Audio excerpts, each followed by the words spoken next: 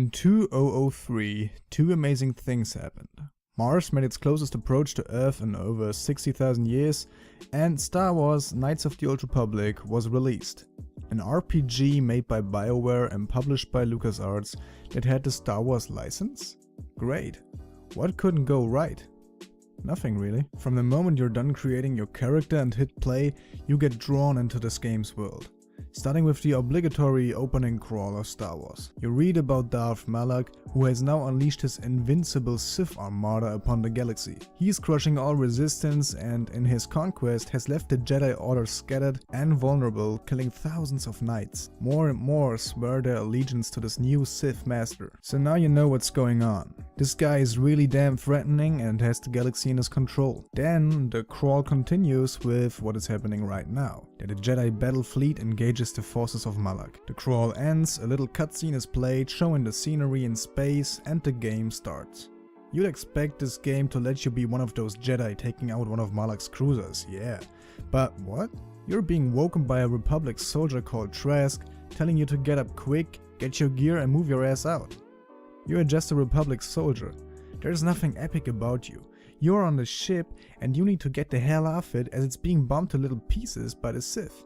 So you learn the basics of the gameplay, engage in combat with a few silver shiny Sith troopers, and fuck, I love them shiny armors, until you finally see the Sith fighting a Jedi and you're like, shit, I need to get out of here. And Trask mirrors your thoughts exactly, saying, "This fight is too much for us. We better stay back. All we do is run away." Then you kill some more sexy silver soldiers and Trask epically sacrifices himself, going toe to toe with a Sith to buy you time to make it to the last available escape pod. But knowing him for 5 minutes, it doesn't really matter, you don't give a shit. Have a quick conversation with Carve, this is the guy that you meet, of course you know all that, and then take that pod with him. Wake up in an apartment to the heart-melting music of Jeremy Soule, aka the John Williams meets Hans Zimmer of video games. Just awesome.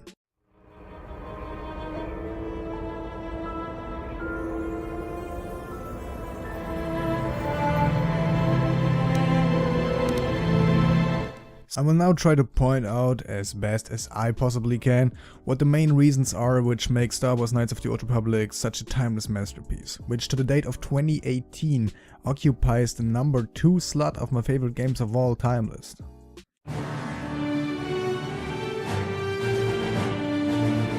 The writing is just great. An example how only a little bit of good writing can immerse you in the world.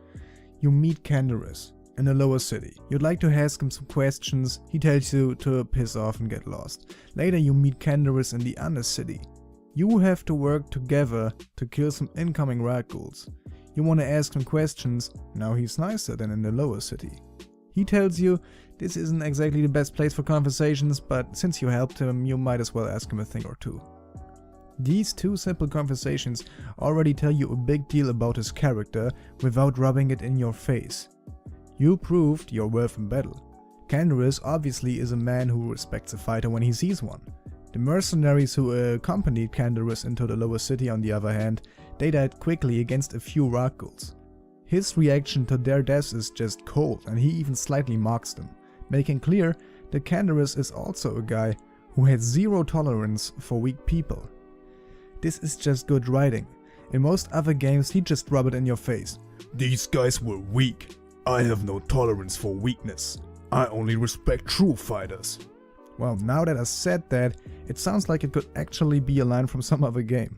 The backstory when speaking to Mission on Taris about how she and Zalbar meet for the first time is just beautifully and vividly laid out by a conversation with her. That is if you choose to even speak to her and not brush her off once she started. Every side quest and every encounter is written and voiced so well, and the freedom of choice you have to handle the most diverse situations makes them so engaging.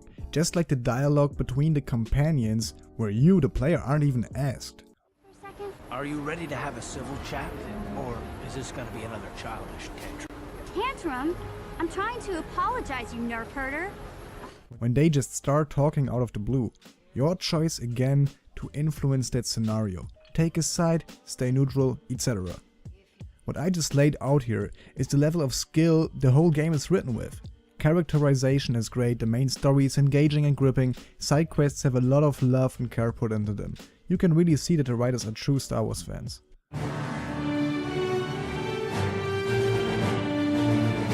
I already talked about Hans Williams and the way he immerses you into the game. Kotor easily has one of the best soundtracks in video games history. I sometimes listen to the Kotor soundtrack, close my eyes and know exactly which planet the piece belongs to, and I vividly remember what happened while this music played.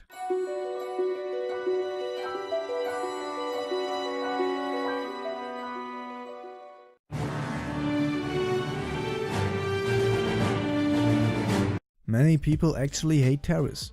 You can skip Terrace, just download the skip Terrace mod, thank me later bud. No, actually I don't think so. The fact that you have to play through a whole planet to get your first lightsaber is awesome. When you finally made all the decisions on which color your saber should have, what you want to be in the Jedi Order, etc. and you finally grab that darn thing from that box, you just feel like you deserve it. You don't just get it handed like in all the other Star Wars games. Except for Kotor 2. No, you gotta work for it.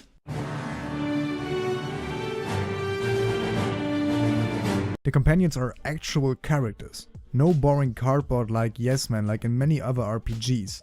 They are fleshed out and all have their own believable personality and interesting backstory. Canderous, who tells you about the Mandalorian War and all the situations he survived and things that happened to him, or Bastila, who is always a little brat wanting your attention.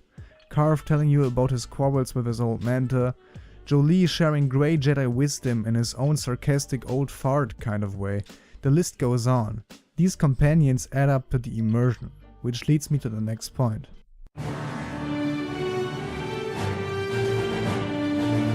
You just get immersed. Even in 2018, I recently played the game, which was the reason I had to do this video. I had this fire in me and I just had to push it out there, man. Quality gaming in 2018 is just a rare sight. And after a few minutes of Kotor, you couldn't care less about the graphics. All the other stuff, except for the aged graphics, is superb to this date.